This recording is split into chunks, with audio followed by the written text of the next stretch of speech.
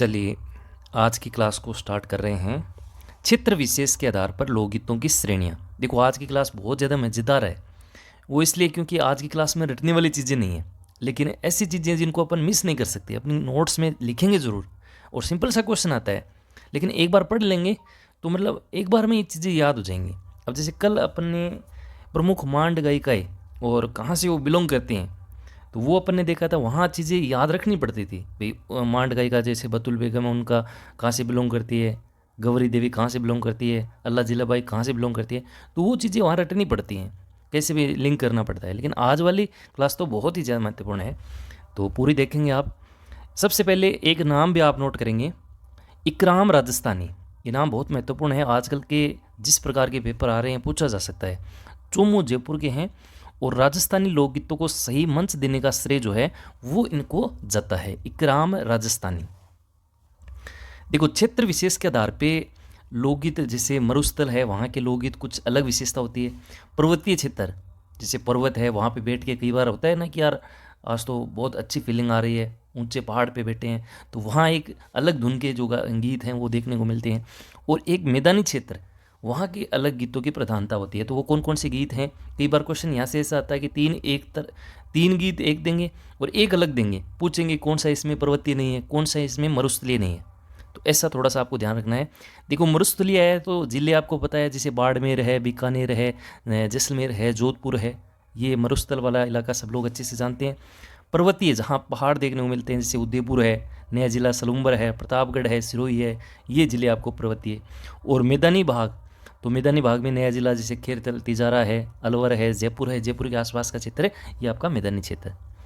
देखो मरुस्थलीय लोकगीतों में देखें तो सबसे पहले अपन देखेंगे श्रृंगार व विरह गीतों की प्रधानता। देखिए सबसे ज़्यादा विरह गीत अपने मरुस्थलीय क्षेत्र वाले इलाके में ही अपन को देखने को मिलते हैं। और श्रृंगार वाले गीत जैसे अपन नीचे देखेंगे, लंबे इनके स्वर कैसे होते हैं, लंबे स्वर होते हैं और लंबी धुन वाले लोकगीत होते हैं। जैसे मरुस्थल लंबा है तो लंबी धुन वाले लोकगीत ही अपन को देखने को मिलेंगे। देखो इनमें मोटे मोटे मैंने सारे लिखे हैं और क्वेश्चन बनेगा तो इनसे ही आपका बन जाएगा। देखो एक है कुर्जा। कुर्जा वैसे पक्षी होता है ना, तो विरहणी अपने मतलब पति के योग में वियोग में वो गीत गाती है, विरह गीत की श्रेणी में आता है। और ये मुख्यतः जैसलमेर और जोधपुर को देखने को मिलता है। तो आपको तो इतना याद रखना है, जैसे कुर्जा है तो कौन सा ये क्षेत्र का लोकगीत है, तो याद रखेंगे मरुस्थलीय लोकगीत। मुमल, तो मुमल लोकगीत जो है वो भी क्या है, एक श्रृंगारिक और विरह गीत है। श्रृंगारिक का मतलब यहाँ पे मुमल एक श्रृंगार विशेष का भी वर्णन हो रहा है। मुमल आप सब लोग जानते हैं, महेंद्र मुमल की प्रेम कथा पर आधारित है। मुमल अमरकोट। जोरावा गीत, ये भी आपका एक विरह गीत है और जैसलमेर में। और रतन राणो, ये कहाँ का है, जैसलमेर का।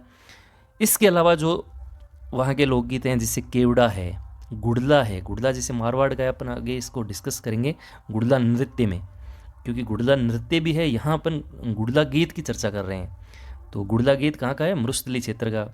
केसरिया बालम आओ नी पधारो हमारे देश, इसके बारे में शुरुआत में अपने इसको डिस्कस कर लिया था। एक थम्बिया महल, कीर्तियाँ है, कागा है, आओ है, पपैयो है, पिपली है, मोरिया, जले आओ। अब इनको रटना नहीं है आप, मतलब कई बार क्या होता है कि यार हर एक चीज़ अपन के मुख जबानी होनी चाहिए ना, बिल्कुल कोई ज़रूरत नहीं है। एक दो बार पढ़ना, जैसे आप टॉपिक का रिवीजन करते हैं तो अच्छे से एक बार में इसको पढ़ लेना फटाफट, ऑटोमेटिक दिमाग में आ जाएंगी चीज़ें। क्योंकि ज़्यादा रटेंगे तो कन्फ्यूज़ ज़्यादा होगा। और ये ऐसी चीज़ें हैं जब आप बार बार पढ़ते हैं तो चीज़ें याद हो जाती हैं। अब अपन पढ़ रहे हैं अगला पर्वतीय लोकगीत। देखो पर्वतीय लोकगीत, इनमें एक तो देखो युगल रूप के ये लोकगीत माने जाते हैं, मतलब स्त्री और पुरुष दोनों के द्वारा ये गीत गाए जाते हैं पर्वतीय। देखो अपन पर्वत पे ज़्यादातर घूमने जाते हैं ना, तो दोनों साथ जाते हैं तो अलग ही आनंद आता है। तो ऐसे इसको आप लिंक कर सकते हैं। प्रारंभिक अवस्था के ये लोकगीत माने जाते हैं, ये भी अच्छा क्वेश्चन यहाँ से बनाया जा सकता है। गीतों में मुख्यतः क्या बजाई जाती है, मांदल एक वाद्य यंत्र होता है जो बजाई जाती है। और धुन इनके सरल और क्या होते हैं, स्पष्ट होते हैं। इनमें कौन कौन से लोकगीत आते हैं, जैसे लालर है, बिचियो है, पटेल्या है। एक बार क्वेश्चन आ गया यहाँ से, लालर, बिचियो, पटेल्या ये क्या हैं, तो ये राजस्थान के लोकगीत हैं। और कौन से क्षेत्र के हैं, तो पर्वतीय क्षेत्र। थारी ऊंटा री असवारी हैं, इसके अलावा नाव री असवारी, हमसीडो, ये अपन भीलों का लोकगीत आगे पढ़ेंगे इनके बारे में। ये आगे आप क्लास का आनंद लेते जाइए बस। आप तो बस जैसे मैं पढ़ा रहा हूँ वैसे मैं इसको एक हैबिट बना लीजिए कि रात को सोने से पहले 5 मिनट अपन को क्लास देखने बहुत मज़ा आएगा। लास्ट में टॉपिक पूरा होने के बाद क्वेश्चन भी मैं कराऊंगा आज तक के आए हुए जितने भी सारे हैं अलग ही अंदाज में। गढ़ालो है, हरणी है, पटेल्या है, सुवटियो है, ढोला मारू है, माच्छर है, लोवड़ी है, ये सारे के सारे आपको पर्वतीय श्रेणी के लोकगीतों में देखने को मिलेंगे। और आज का जो अंतिम बिंदु है वो है मैदानी क्षेत्र के लोकगीत। और इन लोकगीतों में एक तो मुख्यतः श्रृंगारिक और एक भक्ति गीतों की प्रधानता मिलेगी। भक्ति गीत ये महत्वपूर्ण है। स्वरों का उतार चढ़ाव अधिक देखने को मिलेगा।